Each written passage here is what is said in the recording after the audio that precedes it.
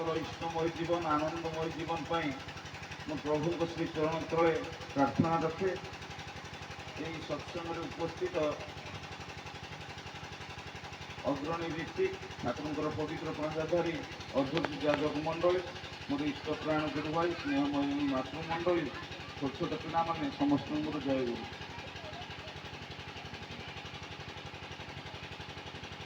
सुंदर भाव आपण उपस्थित सुंदर भाव ठाकुर श्रीचरण तले भजन कीर्तन एवं ठाकुर आलोचना खूब भल हो भाई कहीं मत छड़ा कले किसी कहीपरि किंतु मुझे कथा कहवाक चाहे किंतु जहाँ आश्रम संवाद कहला खाली ये कहीदेला आम शुणीदेलु से आचार्य भी व्यस्त माने तमे सावधान रे जीव मैं सावधान रे चल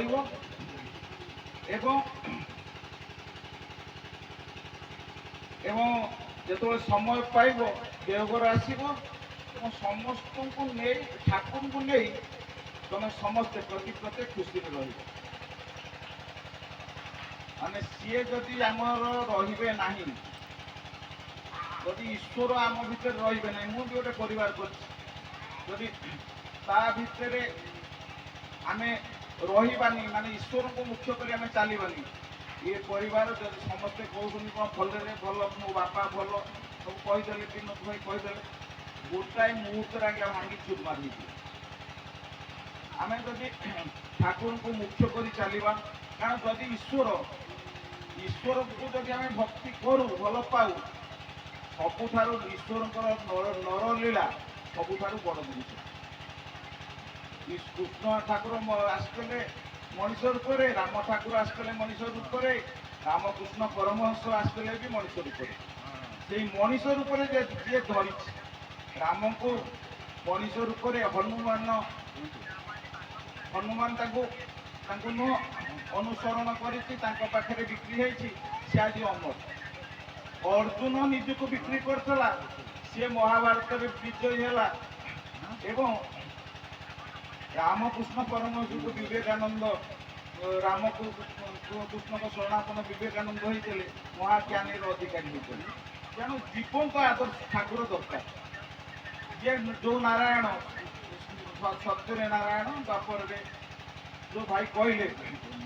जदि आम मन ध्यान दे जानू बर्तमान कलि जुगे आसी ठाकुर अनुकूल चंद्र आम मानिवा माने प्रथम जिनिस इष्टवृत्ति एटी भी आज्ञा मो घर किसी लोग भल भाव इष्टवृत्ति कर लोग इष्टवृत्ति करूना तेणु मु समस्त को अनुरोध करे जदि खुशी रहा चाहूच इष्टवृत्ति कर ना आम जो वर्ष वर्ष गोटे नुआ सत्संग करूने ये पूरा आर मूल्य रहा कहीं क्या मु ठाकुर को भल पाए बोली मो भौणी मैंने भाई मान भितर ठाकुर को देखा चेष्टा कर से मैंने केवल ठाकुर उठन से संपर्क ना आउ कि मोर संपर्क ना ये जन्म आम भाई भी समस्ते पुओ झी होते सब आर जन्म को आम सब हबाना ना सन्देह किंतु प्रभु थे आम था तेणु आम जदि आम बापा को ये भल पाऊल से तो मुझे कहती जदि मो बापा को तुम भल पाच ठाकुर भोग दियो ये गोटाए था बाहाना केवल ठाकुर को भोग दे ठाकुर जब हो उठो से मो बापा भल थी मो पुओ ठाकुर जब हो उठे ताले मोर हम जदि मुझे ठाकुर ठार दूरे रखे छुआटाए तो एवं चली पार एवं न माछ मांस पिज रसुण छाड़ी पार यही जो करे ना एवं छुआटा तो शोई पड़ू टी जदि एमती मुझे भावी जे छुआटा नष्ट हो छुआ को तेल तेल मो जीवन जीव जदि मु बड़ बड़ कौशल जदि ठाकुर करदेवी मुझे परित्राण ना मो जीवनटा हो कारण तेणु मुझे ज्ञानी नु आपन कहवाई मुझे आज खुशी अच्छी ठाकुर मोटा दृढ़ कंठर कह मोर कहीं कहीं नुहति मो कथा मानिक कहीं चलवा कारण मोर से योग्यता ना शेष पुणी आपण मैंने आम मो माने आम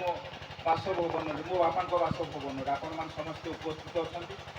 ତେଣୁ ମୁଁ ଆପଣଙ୍କ ପ୍ରତି ଚିର କୃତଜ୍ଞ।